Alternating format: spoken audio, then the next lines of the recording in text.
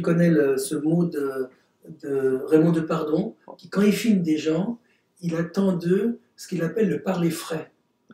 Je veux savoir ce que ça veut dire pour toi, ce jouer frais, ce parler frais. Mhm. Alors, ben, j'ai jamais entendu cette expression, mais ça correspond assez à ma vision. Ma vision dans le jeu, en tout cas, c'est d'avoir effectivement des personnages qui sont des personnages, parce que c'est de la fiction, mais qui vont avoir une manière de s'exprimer qui est vraiment la leur. Et je crois que chaque individu sur cette planète a sa manière à elle de parler. Et ça, l'idée avec cette méthode de travail, c'est de me dire que même si je suis un immense scénariste, dialoguiste, le meilleur du monde, j'arriverai jamais à trouver les mots. Et particulièrement avec les adolescents, parce que moi j'adore le travail avec les ados, on peut pas, moi qui ai bientôt 50 ans, je peux pas connaître, maîtriser le vocabulaire d'un adolescent d'aujourd'hui, quoi. Même si je suis baigné dans le milieu, même si je suis un immense dialoguiste, peu importe. Je pense que les personnes avec qui je travaille auront les mots, mais pas seulement. Il y a ce choix aussi de casting de gens qui viennent d'un milieu, et, et grâce au fait qu'elles viennent de ce milieu-là, elles n'auront pas seulement les mots, elles auront aussi les émotions, les sensations, le vécu, quoi. Et moi, je crois vraiment fortement à ça.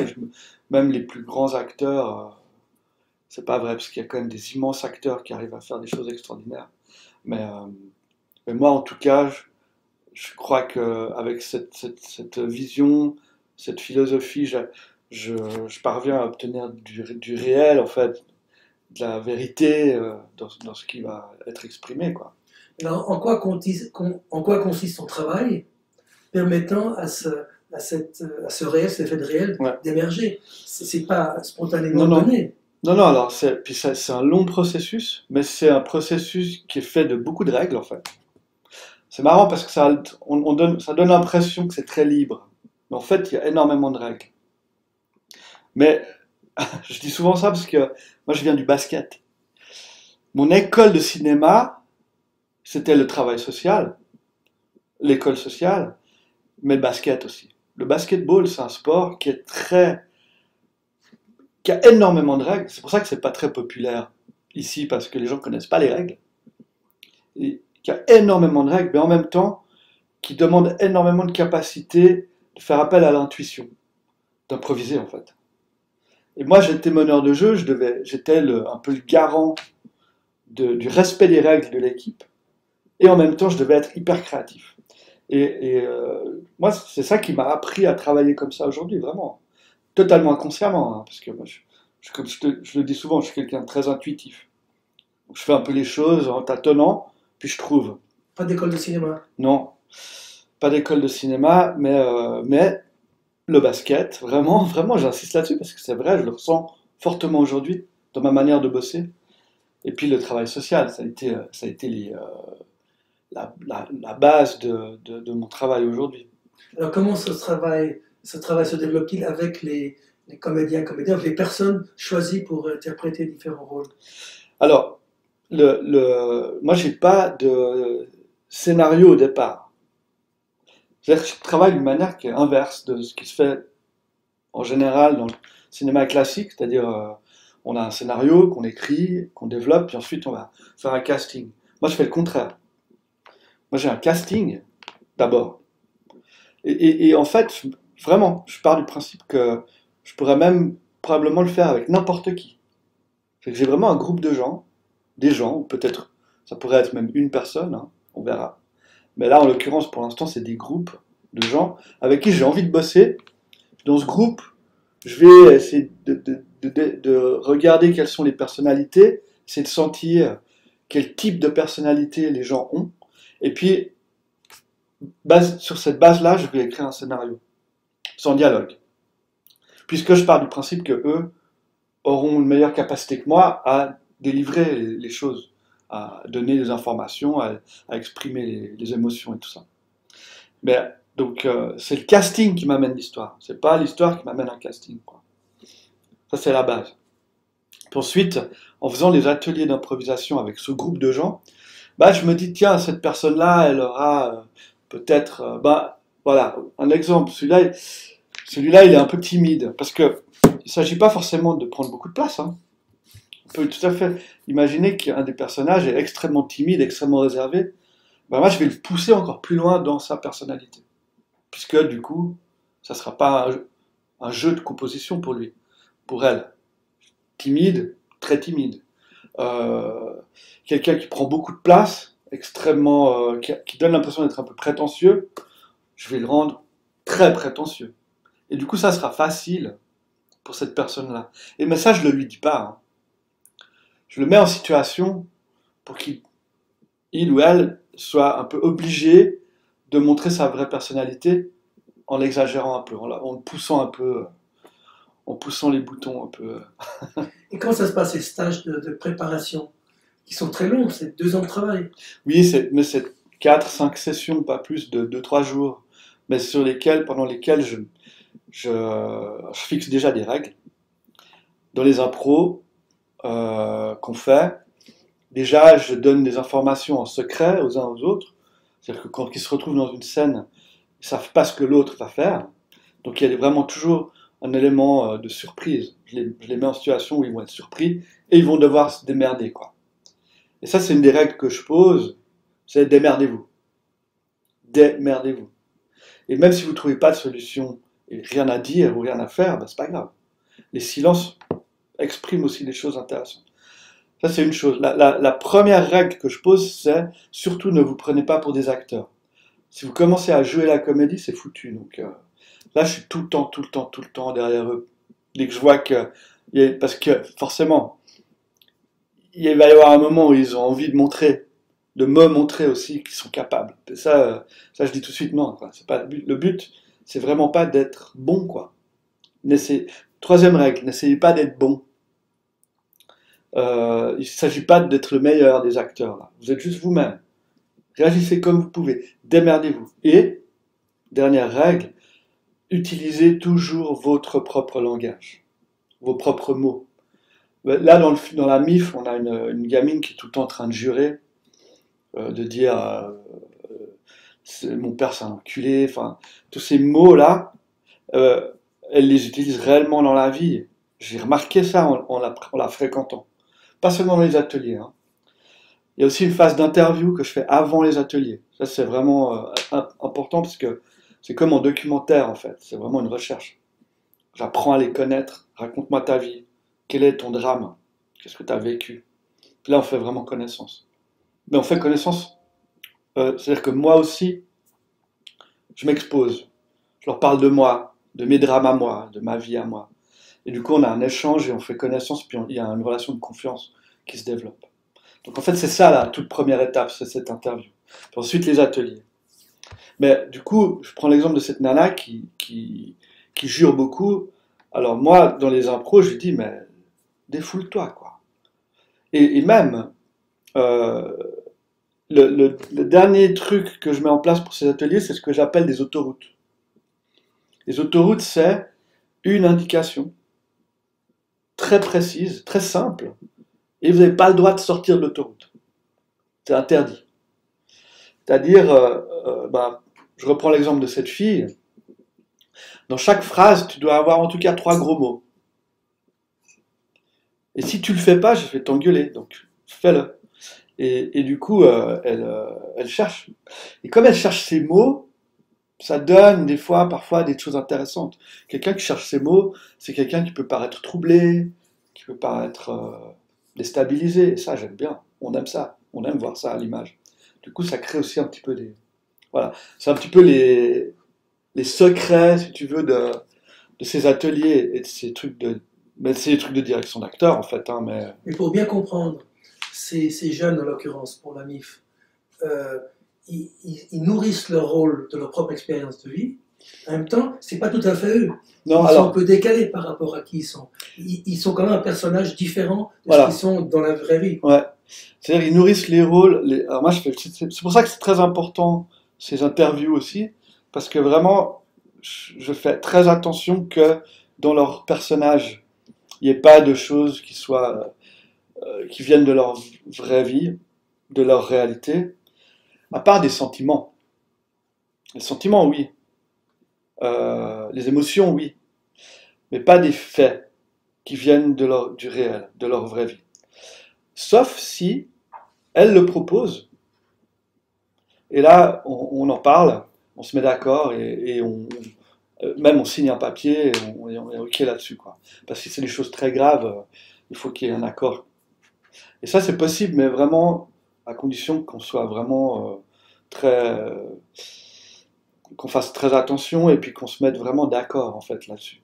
Et sinon, il n'y a rien de leur vraie vie.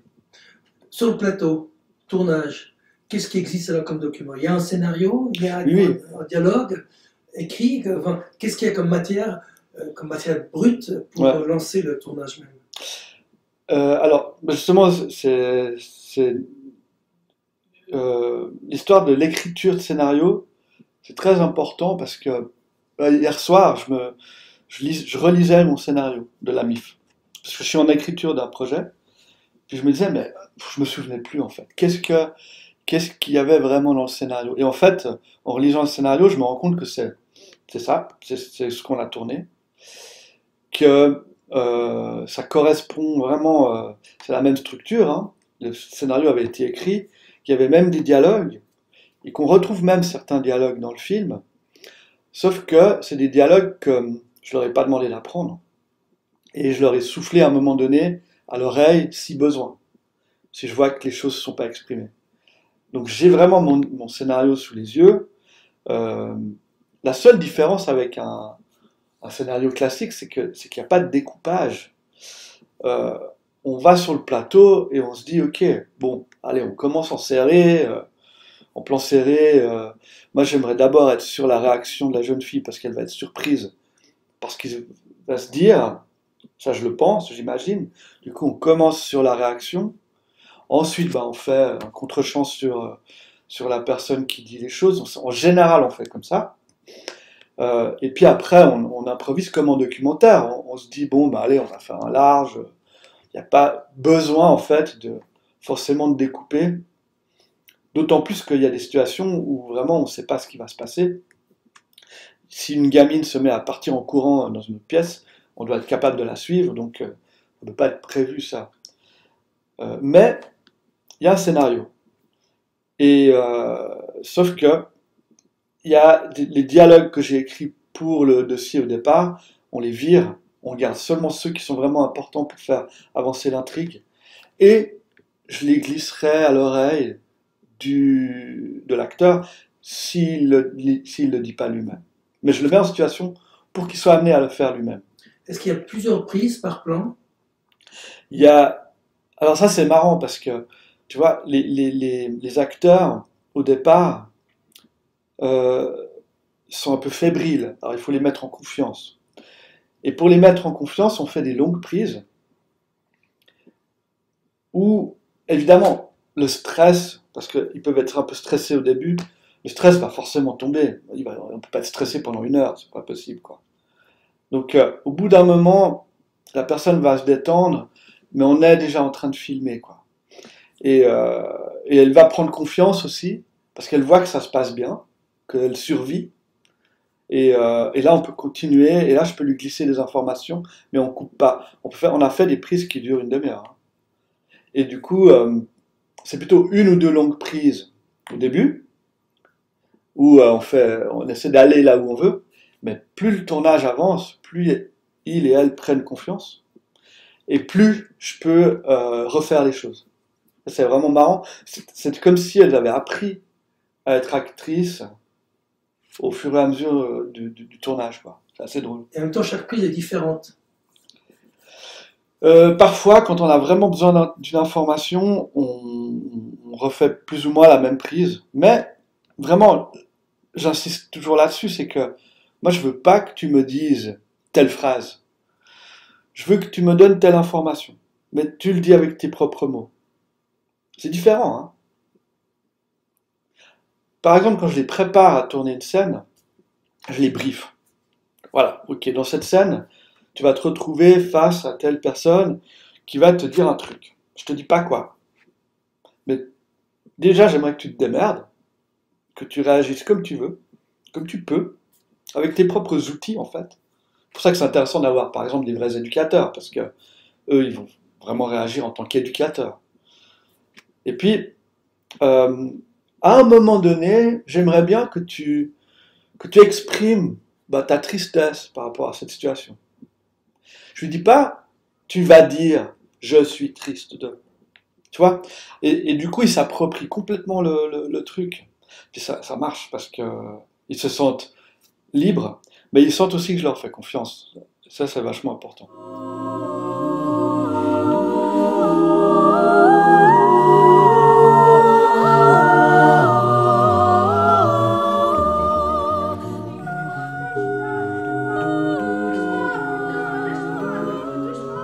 Pourquoi tu la laisses débarquer comme ça? Dans la dynamique du jeu des personnages dans le film, il y a un personnage central qui est la femme plus âgée, électrice du centre, qui va quitter ses fonctions. Comment c'est noué cela, qui est ce choc en même temps harmonieux des générations? C'est-à-dire, Comment est-ce que cette femme, qui n'est pas une comédienne non plus, c'est lié au groupe des jeunes, ouais. des adolescentes et adolescents? Bon, alors là, avec la MIF, on a quand même un casting qui s'est fait de manière assez naturelle. C'est-à-dire que Claudia, qui joue le rôle de Laura donc dans le film, qui est la directrice du foyer dans le film, mais qui a été directrice de foyer pendant plus de 20 ans, de plusieurs foyers d'ailleurs, c'est elle qui m'a ouvert les portes au départ. À la veille de son départ à la retraite, elle m'a ouvert les portes du foyer, elle m'a permis de rencontrer les jeunes, et puis la connaissant, je me suis dit, il faut absolument qu'elle joue dans le film, parce que c'est une personnalité exceptionnelle, quoi, qui est resplendissante, d'ailleurs, qui pète l'écran, hein. Elle est incroyable. Et du coup, il n'y avait pas besoin de créer une alchimie comme ça entre les jeunes et elle, parce qu'elle était déjà là. Les jeunes filles, pas toutes, mais la plupart, étaient dans le foyer où Claudia a travaillé. Du coup, elles se connaissaient déjà, et voilà, dans des situations, elles n'avaient plus qu'à être elles-mêmes, parce qu'elles l'avaient vraiment vécu, quoi. Donc, il n'y avait rien de particulier à faire. Puis avec Claudia, en particulier, parce que c'est une personne tellement généreuse, tellement intelligente, tellement sensible, c'est vraiment quelqu'un d'exceptionnel. Et donc, même avec les autres jeunes qui n'étaient pas au foyer au départ, la relation s'est créée très facilement, quoi. Alors, le film propose un récit très surprenant, parce qu'il y a une chronologie, Mhm, et en même temps, tu casses la chronologie. mhm, Il y a des boucles, des retours en arrière, mhm. des récurrences. Explique-nous cela, comment tu as conçu ça au montage, j'imagine, Non, au scénario déjà. un scénario, ouais. Intéressant. Et lié à ça, deuxième réponse espérée à ma question, comment est-ce que tu penses à moi, à nous spectateurs? Ouais. Alors la structure, c'est ce qu'on appelle une structure complexe. Euh, alors là, on est moins dans l'intuition. J'ai vraiment essayé de chercher à faire un récit. Comment, c'était vraiment les questions qui viennent aussi du documentaire, parce que moi j'ai toujours fait des documentaires, des récits Corot. choraux on dit. J'ai toujours voulu faire des histoires chorales. Et j'ai aimé ça en documentaire, je trouvais que c'était passionnant. Enfin, tu te souviens, Geisendorf, c'était déjà ça, hein. Mais on était dans une linéarité classique. Et puis je me disais, ben, en fiction, maintenant, j'ai quand même envie de raconter des histoires qui accrochent quand même beaucoup plus le spectateur. J'ai envie qu'on soit tenu comme ça en haleine. Et puis en fait, ce qui s'est passé, c'est que entre mon dernier long métrage et la MIF, j'ai énormément travaillé l'écriture, mais énormément.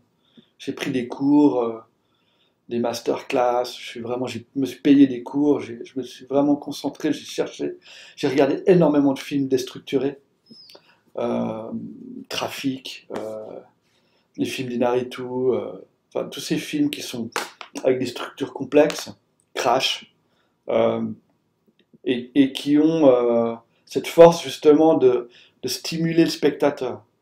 Et la grosse difficulté en écrivant, c'était de me dire à chaque fois, mais ok, c'est intéressant, ça stimule le spectateur, et je trouve que c'est une manière de le respecter, de lui dire, ok, t'es pas un con, je te fais confiance, mais en même temps, il faut faire super gaffe parce qu'on peut vraiment le perdre, quoi.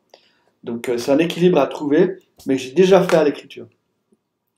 Et ce qui est drôle, c'est que le montage, le premier montage du film, j'ai pas osé respecter ce que j'avais au scénario. J'ai fait une structure linéaire. Le film était bien, mais j'avais une petite frustration. Et le premier confinement est arrivé. Et en fait, je me suis dit, bon, bah, allez, je recommence à zéro, quoi. Mais j'ai recommencé à zéro avec un nouveau logiciel de montage. Je suis venu ici, et puis j'ai passé 3 mois, jour et nuit, à... Le truc, c'est que le tournage, vu qu'il y a une certaine liberté d'improvisation, mais pas seulement dans les dialogues, aussi dans le tournage. C'est-à-dire que on s'est permis, par exemple, d'intégrer un nouveau personnage au tournage, qui était une figurante. Et du coup, ça faisait des choses à ajouter au scénario, ou pas, mais il fallait essayer, quoi. Et voilà, comme il y a énormément d'improvisation aussi dans les dialogues, on peut faire un peu tout ce qu'on veut. Donc le montage demande... alors là, dans ce cas-là, c'est vraiment une réécriture, quoi. Mais voilà, j'ai tout repris, et puis finalement, ben, je suis arrivé à ce résultat qui est pour moi satisfaisant, mais c'était long. Parce que tu enlèves un truc, il y a tout qui s'écroule, hein. Tu déplaces une scène, il faut tout recommencer derrière, quoi. C'est vraiment des châteaux de cartes, quoi. Le montage, c'est toi. Ouais, c'est moi le montage euh, parce que le problème, c'est un problème économique en fait. Un monteur, une monteuse, même s'il est dévoué et passionné, il va faire ses heures. Et puis, j'ai pas le droit de lui demander de venir bosser la nuit, hein. Je sais qu'en musique, c'était Prince qui faisait ça, hein. Il appelait ses musiciens la nuit pour venir enregistrer des trucs. Bon, il avait pas les moyens, il avait les meilleurs moyens que moi. Non, et puis du coup, un monteur, il va faire son travail, mais là, il faut vraiment creuser, chercher, et ça, c'est, voilà, comme, tu sais, comme les prises sont très longues, il y a énormément de choses. Encore une fois, tu peux faire ce que tu veux avec ce montage. Puis tu peux mettre des violons et puis faire un truc larmoyant, hein, facile. Donc, faut chercher, et ça prend des heures, des nuits. Moi, je me levais la nuit parce que j'avais une idée. Et j'allais démonter le château de cartes et je refaisais tout. On peut pas demander ça à un monteur qui est payé à l'heure et qui fait ses heures, c'est pas possible. À propos de musique, par exemple, les musiques, Ouais. comment est-ce que tu décides d'intégrer des musiques dans la tradition classique, mais aussi contemporaine, Mhm. et toujours un peu décalée, hein? Ouais. Une suite de Bach au violoncelle, elle est décalée. On la reconnaît tout de suite, elle est émouvante et elle est décalée. Ouais. Comment tu décides et du choix musical et de ce travail de décalage chaque fois? Bon, écoute, moi, je suis probablement comme toi, je suis très fatigué des ambiances sonores là, dans le cinéma aujourd'hui. C'est insupportable. C'est partout. Alors, voilà, ça crée de l'emploi pour les musiciens qui font un très bon boulot, mais je veux dire, moi, ça me fatigue. Et, euh, et au point où je voulais carrément pas mettre de musique du tout. Mais j'aime quand même beaucoup la musique. Et puis, la question, c'est de trouver comment utiliser la musique dans le film sans manipuler les émotions, quoi. Et du coup, il faut trouver un truc. Voilà, j'ai essayé de trouver quelque chose de décalé. Et puis, je me suis dit que la musique classique, c'était pas mal. Enfin, que le Bach, voilà, la musique d'une autre époque, peut-être allait un petit peu être un miroir de ce qui se vit dans le foyer. C'est-à-dire que on retourne un petit peu en arrière, quoi. On retourne à l'époque des bonnes sœurs un peu. Il y a un côté rétrograde comme ça dans l'histoire que je raconte. Et du coup, je me suis dit, tiens, pourquoi pas essayer ça? Et puis c'est original, mais surtout ne pas manipuler les émotions. Donc, utiliser ça comme chapitre pour chapitrer, simplement. Après, je me suis un peu emballé à 2-3 moments, mais je crois que ça va, quoi. Parce qu'il y a des moments où le récit, où l'atmosphère représentée décolle ou se déplace, puisque tu chantes les voix pour partir dans la musique. Mhm. Et ça, c'est une volonté vraiment de nous emporter, nous spectateurs, Ouais. dans un espace de réflexion, de méditation et d'émotion quand même différent. Ouais, tout à fait. Mais qui était vraiment, a priori, une manière de simplement marquer les chapitres, quoi. Et de dire, attendez, maintenant on a fini ce bout d'histoire, maintenant allons vers euh, d'autres moments de vie. Et dans le film, à l'évidence, un point de vue, le tien, Ouais, de compréhension, d'empathie, de respect, évidemment, sur le plan éthique, des personnages, de Mhm. leur vécu, des situations concrètes qu'ils représentent. Et il y a un autre fil rouge à travers ces situations interprétées par les personnages, c'est un regard porté sur l'institution, Ouais, avec une dimension analytique et critique aussi. ouais. Comment s'est imposé cela, qui est cette espèce de moralisation de la part du comité du foyer, qui met en difficulté la directrice, qui elle est sur terrain et trouve d'autres solutions à des situations de crise. Alors, il y a plusieurs choses. Un, il y a mon vécu. Ça, moi, j'ai la chance. C'est vraiment, quand on raconte des histoires, ou quand on écrit, je crois qu'on se base sur des choses qu'on connaît souvent, ou bien on fait des recherches sur un sujet qu'on ne connaît pas. Moi, j'ai la chance de connaître ce milieu-là, j'y ai travaillé. J'ai été extrêmement frustré, mais extrêmement frustré, quoi. Je crois que c'est vraiment totalement, mais je pense faudrait vraiment que ça se sache, quoi. C'est scandaleux le nombre d'heures que les travailleurs sociaux, les éducateurs passent à faire des réunions et à faire des rapports, quoi, plutôt que de monter réellement des projets avec les jeunes, quoi. C'est scandaleux. Moi, je l'ai vu dans tous les boulots que j'ai faits. Euh, il y a vraiment une espèce de passivité, je sais pas, et de bureaucratie, en fait, qui a pris le dessus sur la créativité. Et moi, c'est quelque chose qui m'a toujours énormément frustré dans mon travail d'éducateur. Et c'est aussi ce qui fait que je suis devenu cinéaste, parce que et que du coup, je pense que je suis devenu bien meilleur éducateur maintenant que je suis indépendant et que je fais ce que je veux avec mes projets, quoi. Ça, c'est une chose. La deuxième chose, c'est Claudia, la directrice du foyer, qui m'a vraiment raconté très ouvertement, très sincèrement, ce qu'elle a vécu, elle, comme directrice de foyer. Et à quel point c'était insupportable, cette espèce de chape de plomb au-dessus du sujet de la sexualité, particulièrement des adolescents. Et du coup, elle m'a inspiré l'histoire du film. Elle m'a inspiré.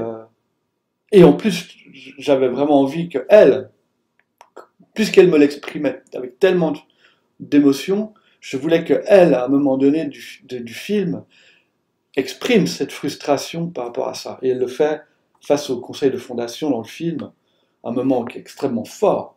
Il est fort parce qu'en fait, je lui ai dit, mais Claudia, là, c'est ton moment. C'est enfin l'occasion de pouvoir exprimer tout ce que tu as sur le cœur depuis tant d'années, quoi, par rapport à ça. Le tabou de la sexualité des adolescents. Donc voilà, c'est un ensemble de choses. Je dirais mon vécu, mais une recherche, encore une fois, parce que ces interviews que j'ai fait au début avec mon casting m'ont vraiment amené plein de situations, de choses que moi-même, je n'aurais jamais imaginé, quoi. Et qu'on ne peut pas trouver dans des bouquins, à mon avis. Vraiment, c'est en rencontrant les gens. En termes de satisfaction personnelle, de plaisir éprouvé, Ouais. est-ce qu'il y a une étape dans la construction du film entre le rêve qu'on peut en avoir, les écritures, le tournage, le montage, la post-production et la sortie, Ouais. dans toutes ces étapes, est-ce qu'il y a un moment particulier qui procure un plaisir plus fort que l'autre? Écoute, c'est difficile à dire, mais le plaisir, il est partout, il est tout le temps là, parce qu'en plus le film, il a un succès. Donc, il y a eu vraiment des moments incroyables. Il y a eu le moment où le film a reçu le prix à Berlin, où là, vraiment, j'ai pas compris ce qui m'arrivait. Parce que ça fait quand même, tu me connais, ça fait 20 ans que je fais ce métier, que j'ai beaucoup cherché, quoi. Et puis j'ai pas toujours osé. aller vers la fiction, j'aurais peut-être dû y aller plus tôt. Mais bon, bref, c'est un cheminement et c'est comme ça. Mais ça a été long et assez douloureux quand même. Donc le moment du prix à Berlin, c'était un truc incroyable. Mais moi je pense à un moment de tournage qui a été extrêmement fort et qui donne complètement tout le sens de mon travail. C'est le dernier jour de tournage. On a tourné une scène avec un dialogue avec Cassia et Claudia. Cassia, c'est cette jeune brésilienne qui s'appelle Novinha dans le film. Voilà, qui est une fille qui vit des choses difficiles, qui a vécu des choses très difficiles. Puis on voit cette colère qu'elle exprime dans le film. C'est vraiment, elle est à fleur de peau, c'est une personne incroyable, touchante. Et on tourne ce dialogue entre Claudia et elle. C'est le dernier jour de tournage. Et là, en travaillant avec Cassia de manière vraiment très très très profonde, on arrive à obtenir une émotion d'elle, de sa part, une larme, un truc qui vraiment qui a surpris tout le monde, quoi. Elle a exprimé une émotion, elle a exprimé des choses qui ont été coupées au montage, mais c'est pas grave. On voit son émotion. Et ensuite, ben voilà, on a fini, on a coupé, on était tous hyper contents, c'était la fin du tournage. Et puis, j'ai demandé à Cassia comment elle se sentait, parce que c'était une habitude aussi de dire, enfin de toujours prendre soin des acteurs, des actrices, après des moments un peu émouvants, de vraiment aller vers elles, quoi, les prendre dans nos bras et dire ok ça va. Et là, je lui ai dit comment tu te sens? Et elle m'a dit je suis assez fier de moi en fait. Et puis c'était extraordinaire parce que Claudia qui était là a dit, elle l'a prise dans ses bras puis elle a dit mais tu vois Fred, ben moi je connais Cassia depuis très longtemps. Je l'ai connue, elle avait 12 ans au foyer, maintenant elle en a 18 et c'est la première fois que je l'entends dire qu'elle est fière d'un truc. Et là en fait, pour moi c'est important parce que mon travail, c'est pas uniquement de faire des films. C'est pas uniquement un truc nombriliste de cinéaste qui veut avoir du succès. C'est aussi une forme de travail social. Et j'y tiens vraiment. Donc pour moi, c'est ça les moments les plus forts, quoi. D'où vient ton énergie à envisager aujourd'hui, demain, après-demain, un nouveau film? Non, l'énergie de créer, elle vient d'un immense plaisir que j'ai à progresser, quoi. Tu vois, pour être totalement honnête, le film que j'ai fait avant la MIF, qui a un titre pas possible, La preuve scientifique de l'existence de Dieu, qui est un film que j'estime ne pas l'avoir vraiment réussi, quoi. Parce que je me suis pas fait confiance, parce que pour plein de raisons. Ben, j'aurais pu m'arrêter là-dessus. Mais je crois qu'il y a peut-être toujours ce côté un peu basketteur, sportif, meneur de jeu, j'étais quand même, au basket, j'étais le plus petit, hein. Il fallait se battre. J'ai dû me battre. Et je pense que c'est pour ça que ça a été ma meilleure école, pas seulement pour tout ce côté intuitif, mais ça a été aussi ce côté peut-être combatif que j'ai développé avec le sport, qui fait qu'après un échec, parce que pour moi c'était un échec ce film, ben il fallait se relever et puis se remettre au travail, parce que c'est pas juste de créer, mais c'est se mettre au travail. Ça c'est vraiment un truc que j'ai appris avec la maturité aussi, l'humilité de se dire je dois apprendre. Tu sais à l'époque quand j'avais fait Geisendorf, qui avait été primé à Vision du Réel, tu étais là. Bah j'ai cru que c'était bon, quoi. J'étais jeune et j'ai cru que tout était acquis, quoi. Alors qu'en fait j'avais tout à apprendre. Et puis aujourd'hui, bah ça c'est plus une question pour moi. Et même là, avec le succès de la MIF, au contraire, je me dis bah ok, c'est un film réussi, mais comment progresser encore?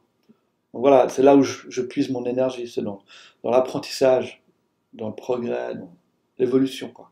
Avec cette ambition de raconter des histoires, qu'elles soient hybrides entre le geste documentaire et de fiction, certes, mais qui atteint, pour nous spectateurs, ce sentiment d'authenticité, de vérité, c'est ce mot-clé, authenticité. Ouais, mais alors, avec cet objectif de toucher le spectateur avec des choses authentiques, mais pas seulement.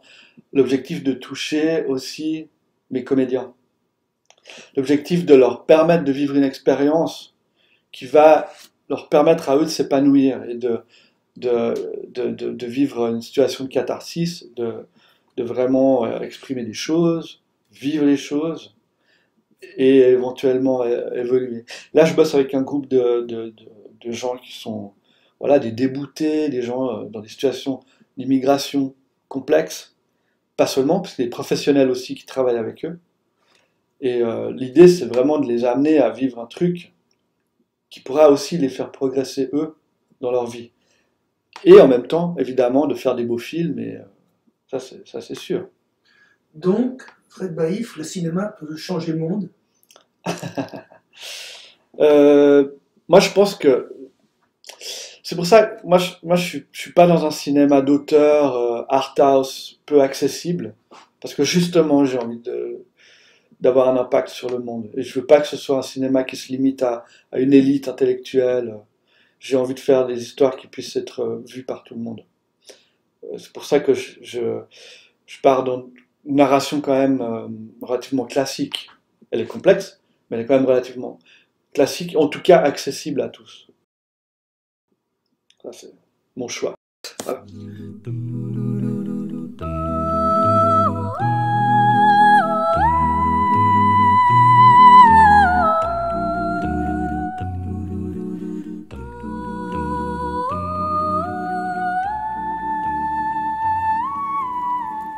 Je peux dire ma vérité là ou... Vas-y.